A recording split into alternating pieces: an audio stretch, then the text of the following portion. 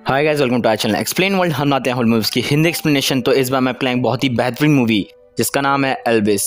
इसे देखकर आप बिल्कुल भी बोर नहीं होंगे। ये रिलीज हुई 2022 में। ये एक म्यूजिकल ड्रामा मूवी है। इसे IMDb ने 7.6 की रेटिंग दी है। इसे रोटेन टोमेटोज ने दी है 78% और इसे मेटाक्रिटिक ने दी है 64% और इसे 87% लोगों ने लाइक किया है, जो कि बहुत ही बड़ा नंबर है। इसके डायरेक्टर थे बाज लुhrmann। 85 मिलियन के बजट बनी इस मूवी ने कमाई की थी $273.1 मिलियन की। और इस बेहतरीन मूवी की कास्ट बहुत ही अमेजिंग है, जिसमें आते हैं ऑस्टिन बटलर जिन्होंने रोल प्ले किया था एल्विस पर्सली का। फिर आते हैं टॉम हैंक्स जिन्होंने रोल प्ले किया था टॉम पार्कर का। ओलिविया डिजोंग ने रोल प्ले किया पर्सिलिया का। हेलन थॉम्सन रोल प्ले किया ग्लैडिस पर्सली का। और भी कई बेहतरीन कैरेक्टर्स हैं इस मूवी में। ये कहानी बहुत ही ज़्यादा इंटरेस्टिंग है। इसे देखना टोटली यूजफुल है, क्योंकि इसमें rock and roll icon Elvis Presley की लाइफ के बारे में बताया गया है। एल्विस ने म्यूजिक इंडस्ट्री में बहुत ही बड़ा रेवोल्यूशन ला दिया था, और ये कहानी हम जानेंगे एल्विस पर्सली के मैनेजर टॉम पार्कर के पर्सपेक्टिव से। सो कहानी की शुरुआत से पहले चैनल को सब्सक्राइब करें। वीडियो अच्छी लगे तो लाइक करना, बाकी आपके फीडबैक के लिए कमेंट बॉक्स तो है ही। So now let's begin the story. कहानी की शुरुआत होती है 1997 से लास वेगस में। एल्विस पर्सली का सबसे पहला मैनेजर, जिसका नाम होता है कर्नल टॉम पार्कर, उसे हार्ट अटैक आया था। टॉम की हालत बहुत ख़राब है। टॉम कहता है कि लोग उसे एल्विस की लाइफ का विलन मानते हैं, क्योंकि उसने उसे बर्बाद कर दिया था। पर टॉम का नज़रिया ये था कि उसने ही एल्विस पर्सली को आज के समय का रॉक स्टार बनाया था। टॉम ने जीवन के लास्ट स्टेज पर है, इसलिए वो फिर से देखना चाहता है कि ऐसा क्या हुआ कि एल्विस उसे दूर हो गया। फिर टॉम अपने जीवन के उस दिन को याद करता है जब उसने पहली बार future rock and roll star Elvis के बारे में सुना था। 1955 में टॉम ने अपने सर्कस के आर्टिस्ट हैंक स्नो के बेटे से इसके बारे में सुना था। वो ही एल्विस का रिसेंटली फेमस हुआ रिकॉर्ड लाया होता है, और वो गाना सबको अच्छा लगता है। तब जिमी कहता है कि ये एक लोकल सॉन्ग है, बट एक अलग म्यूज़िक के साथ। टॉम उस लड़के को देखना चाहता है, क्योंकि वो एक वाइट था जो ब्लैक लोगों की सोसाइटी में रहता था। टॉम US टीनेजर में फेमस हो रहे लड़की को देखना चाहता है, इसलिए वो अपने क्रू के साथ एल्विस की पहली परफॉर्मेंस में जाते हैं। एल्विस नर्वस है अपनी फर्स्ट पब्लिक परफॉर्मेंस से पहले। उसे डर लग रहा है, पर उसकी फैमिली उसे सपोर्ट करती है और कहती है कि तुम कर सकते हो। पर टॉम एल्विस के बचपन की स्टोरी बताता है कि एल्विस की माँ को जुड़वा बच्चे हुए थे, जिसमें से एक ऑन टाइम ही मर जाता है। फिर एल्विस के फादर को चेक बाउंस होने के लिए जेल ले जाया जाता है। पैसे ना होने की वजह से एल्विस और उसकी मॉम ग्लैडिस को ब्लैक लोगों के नेबरहुड में शिफ्ट होना पड़ता है। पर छोटे एल्विस का सपना था कि वो अपने डैड को जेल से ज़रूर निकालेगा। उसे लगता था कि वो एक सुपर हीरो है, कैप्टन मार्वल जूनियर का, जो अपने डैड को बचाएगा। हर सुपर हीरो की एक पावर होती है, और एल्विस की पावर थी म्यूज़िक। एक दिन एल्विस अपने दोस्तों के साथ नेबरहुड के लोकल आर्टिस्ट का गाना छुपकर सुनता है, और फिर वो चर्च के म्यूज़िक की तरफ खींचा चला जाता है, जहाँ लोग उस वाइट बच्चे को एक्सेप्ट करते हैं और उसे भी अपने म्यूज़िक को और गॉड को याद करने में शामिल करते हैं। और तभी से एल्विस को गाने का वरदान मिल जाता है। अभी कहानी में आगे एल्विस स्टेज पर जाता है और गाना गाना शुरू करता है, पर लोगों को पसंद नहीं आता। फिर ये चीज़ टॉम नोटिस कर रहा होता है। फिर एल्विस में एक ऐसा ट्रांसफॉर्मेशन आता है जिसे देखकर टॉम एल्विस में इंटरेस्टेड हो जाता है। सारी ऑडियंस एल्विस का गाना सुनकर एक्साइटमेंट में पागल हो जाती है, स्पेशली लड़कियाँ। एल्विस का सॉन्ग उन्हें हॉर्नी बना रहा होता है। टॉम को एल्विस में पब्लिक को पागल करने वाला टैलेंट नज़र आता है, और बहुत सारा पैसा भी। इसलिए अब वो एल्विस को अप्रोच करेगा। उसे वो अपनी डेस्टिनी मान लेता है। एल्विस ने अपने बचपन मिसिसिपी में ही बिताया होता है। नेबरहुड में एल्विस बहुत ही ज़्यादा फेमस है। वो लाउडरडेल कोर्ट्स में रहता है। As a truck driver Elvis को मेम्फिस की सड़कों पर घूमना पसंद होता है। उसे अपने गाने बनाने के लिए नए नए आइडियाज़ मिलते हैं। टॉम इसी बात को नहीं समझ पा रहा होता। एल्विस को बेल स्ट्रीट्स का म्यूज़िक और स्टाइल बहुत पसंद है। एल्विस की मॉम ग्लैडिस उसको लेकर बहुत ही पॉजेसिव है। वो जानती है कि एल्विस बहुत सीधा है, दुनिया उसका फ़ायदा उठा सकती है। फिर एल्विस अपनी मॉम को बताता है कि वो टॉम के साथ कॉन्सर्ट टूर करने जा रहा है उसके कार्निवल में। ये सुनकर ग्लैडिस मना कर देती है, क्योंकि वो तो टॉम पार्कर को जानती भी नहीं है।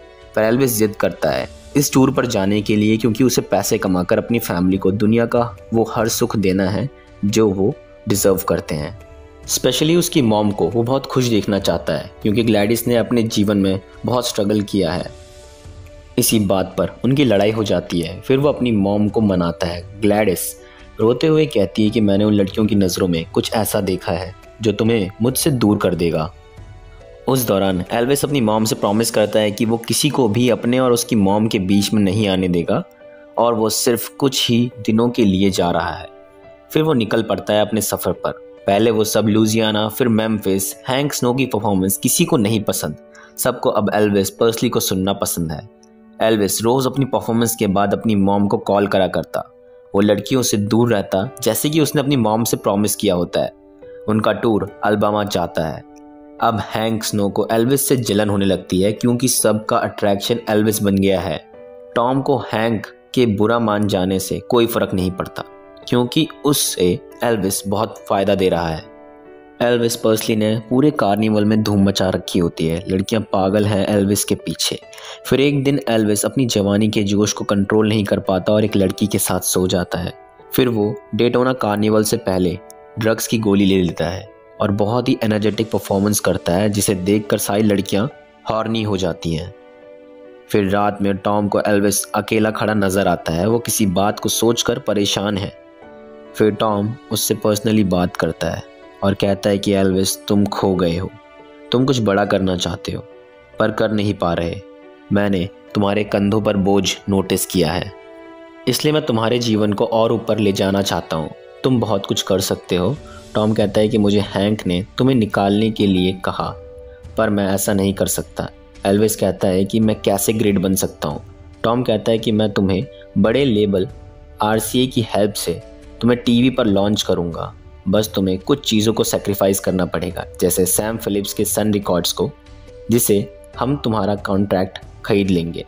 सारे डिस्ट्रैक्शन से दूर होना पड़ेगा और तो और मुझे भी ग्रेट बनने के लिए ये सब छोड़कर तुम्हारे साथ जुड़ना पड़ेगा। एल्विस टॉम पार्कर जैसा गाइड पाकर खुश हो जाता है। फिर एल्विस टॉम से पूछता है कि मैं इतने पैसे कमा पाऊंगा कि मैं एक पिंक कैडिलैक ले पाऊँ। टॉम कहता है कि तुम प्लेन खरीद लोगे, इतना सारा पैसा आएगा। फिर क्या, ग्लैडिस को टॉम पार्कर बिल्कुल भी पसंद नहीं है। उसे उसकी आंखों में लालच नज़र आता है। पर जैसे तैसे एल्विस अपनी मॉम और डैड से कॉन्ट्रैक्ट पेपर साइन करा लेता है। टॉम एल्विस के डैड को ही उसका बिजनेस मैनेजर बना देता है। फिर एल्विस नेशनल लेवल पर गाना गाता है और पूरे देश में एल्विस के और उसके गानों की ही चर्चे होने लगते हैं। जहाँ भी एल्विस कॉन्सर्ट करता लोगों की भीड़ पागल हो जाती। रातों रात एल्विस स्टार बन जाता है। वो अपनी फैमिली के लिए एक बड़ा सा घर लेता है और एक पिंक कैडिलैक वो अपनी मॉम के लिए लेता है। सब बहुत खुश नज़र आते हैं। ऐसा लग रहा होता है कि ये एल्विस का प्राइम टाइम है, पर ऐसा नहीं है। अभी तो बहुत बड़ी सक्सेस एल्विस का वेट कर रही है। अब एल्विस मिलियनेयर बन चुका होता है। उसके डैड तो नाम के बिजनेस मैनेजर हैं, असली बिजनेस तो टॉम पार्कर कर रहा होता है एल्विस के नाम से। हर न्यूज़पेपर में एल्विस का नाम चल रहा होता है। टॉम एल्विस के मर्चेंडाइज बेचकर अच्छा बिजनेस कर रहा होता है। एल्विस खुश नज़र आता है। फिर एल्विस नेशनल टेलीविज़न पर हॉर्न डॉग सॉन्ग परफॉर्म पर अपना डांस कर रहा होता है। ये पहले से कुछ अलग होता है तो लोगों को एंटरटेनिंग और फनी लगता है। ये शो किसी गवर्नमेंट लीडर के घर पर देखा जा रहा होता है तो उसे पसंद नहीं आता कि उसके बच्चे ये देखकर बिगड़ रहे हैं। इसलिए वो लीडर एल्विस की परफॉर्मेंस पर चार्ज लगा देता है कि उसे अमेरिका के लोग देखकर बिगड़ रहे हैं। एल्विस की वल्गैरिटी शो हो रही है। वो कहते हैं कि एल्विस के गानों में कुछ नया नहीं है, वो सब वल्गर है। इन सब के जवाब में टॉम को बुलाया जाता है। वो कहते हैं कि एल्विस ने हॉर्न डॉग सॉन्ग में एक कुत्ते का मजाक उड़ाया है।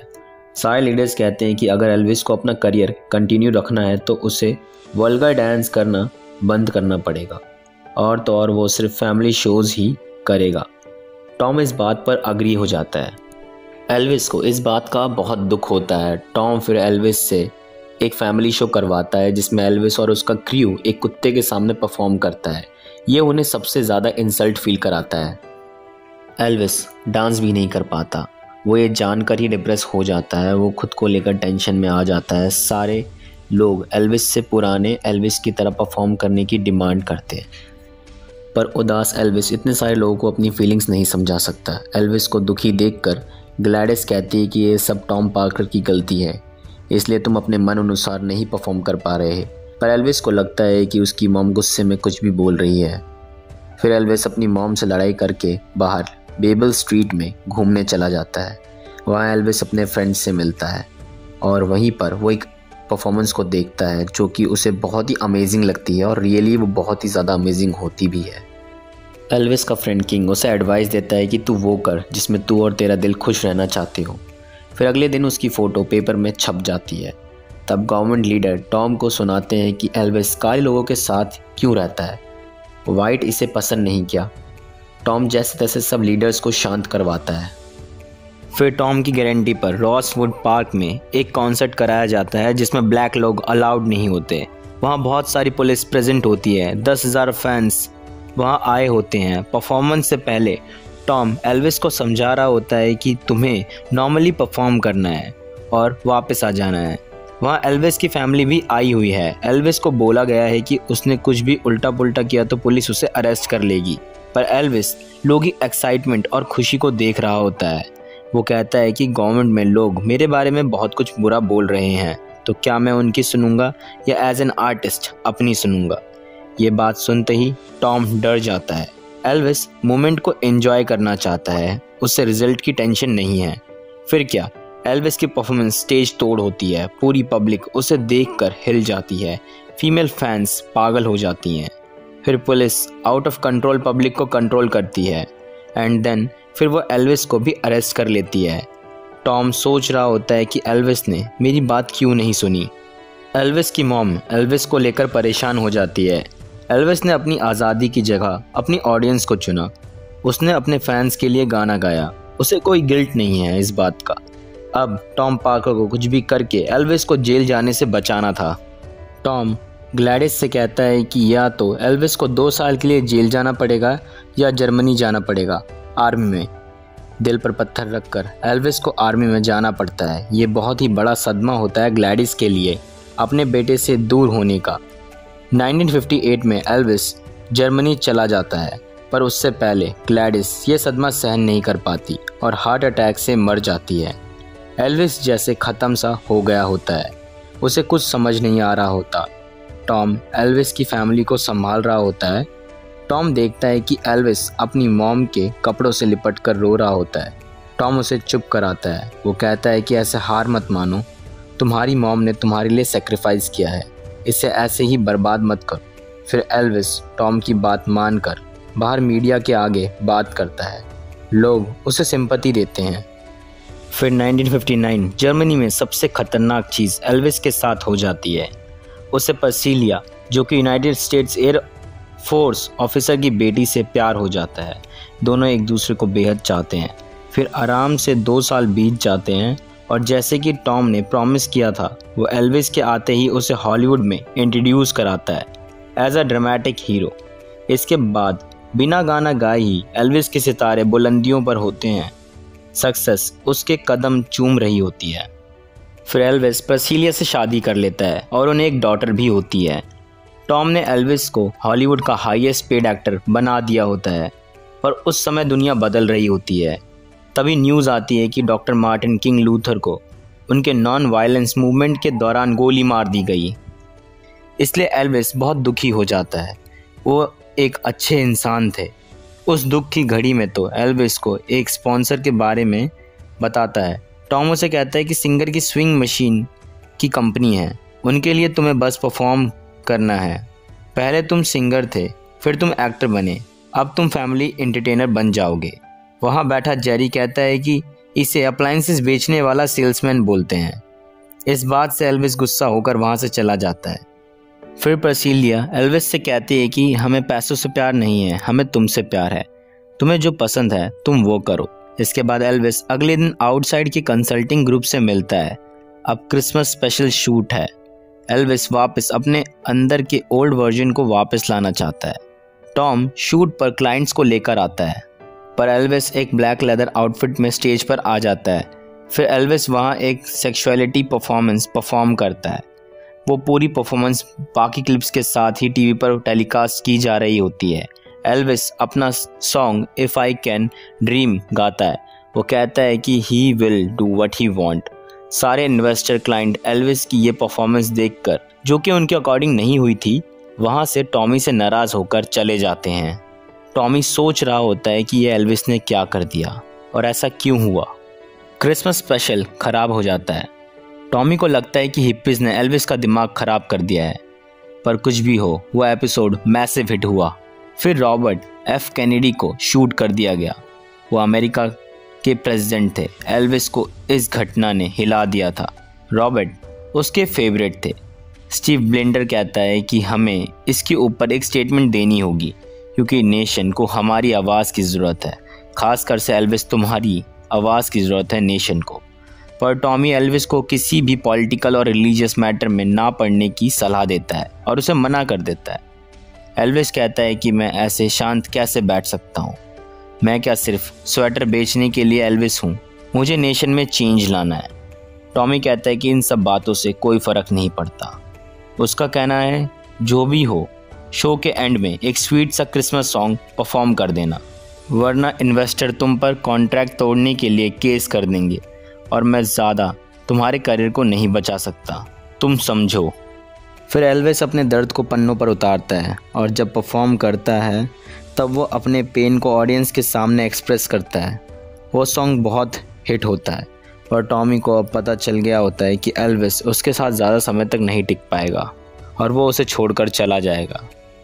फिर क्या था, एल्विस की नई मैनेजमेंट उसके लिए वर्ल्ड टूर प्लान कर रही होती है ताकि वो हर जगह अपनी आवाज़ का जादू बिखेर सके।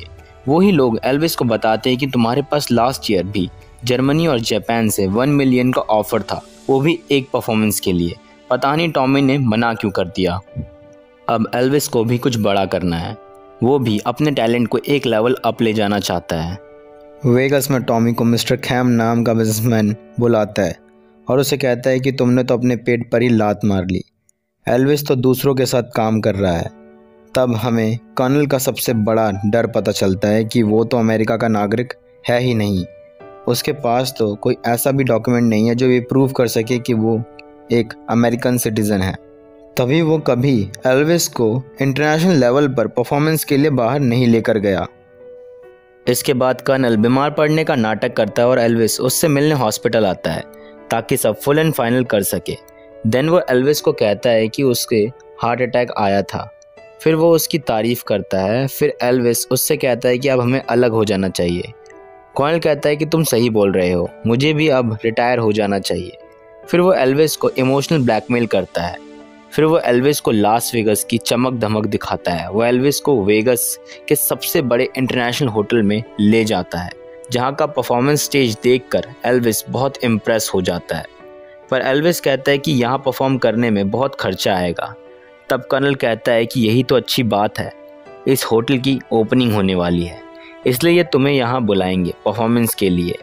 हमें अच्छा अमाउंट भी मिलेगा, लग्जीरियस लाइफ भी, और बस 6 वीक्स के लिए परफॉर्म करना है, बल्कि हम तो इनका होटल प्रमोट करेंगे। इस टाइम पीरियड के बाद तुम बाहर चले जाना, कोई फाइनेंशियल रिस्क भी नहीं रहेगा, टेंशन भी ख़त्म हो जाएगी।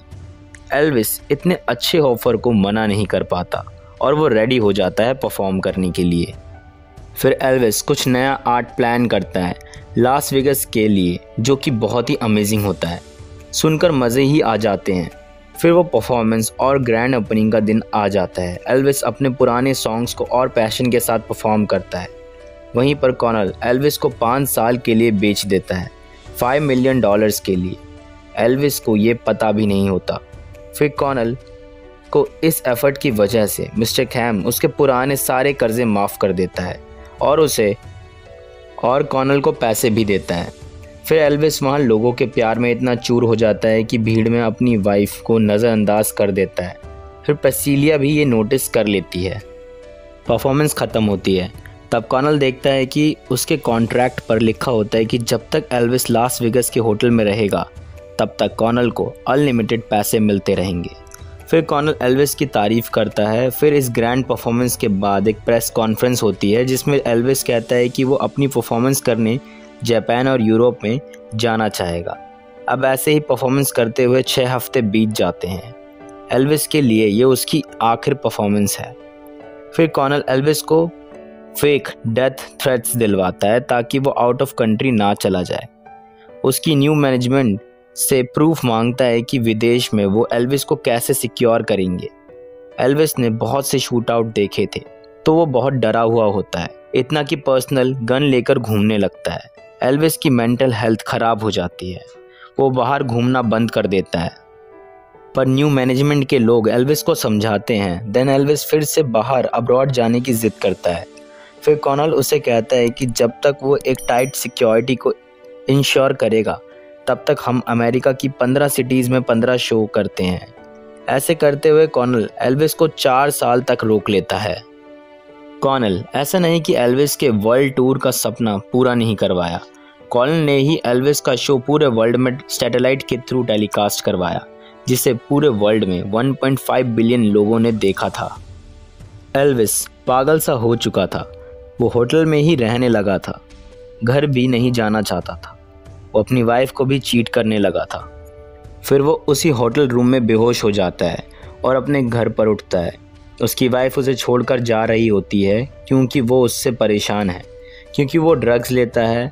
वो उससे पूछती है कि तुम्हें याद है कि हमने लास्ट टाइम हंसा कब था, लास्ट टाइम तुमने फैमिली के साथ डिनर कब किया था।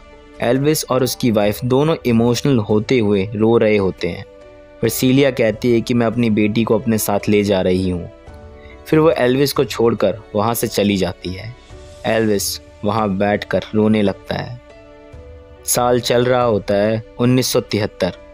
अब एल्विस अपने एक ही ट्रैक पर चल रहा है, करियर के बारे में सोच रहा होता है।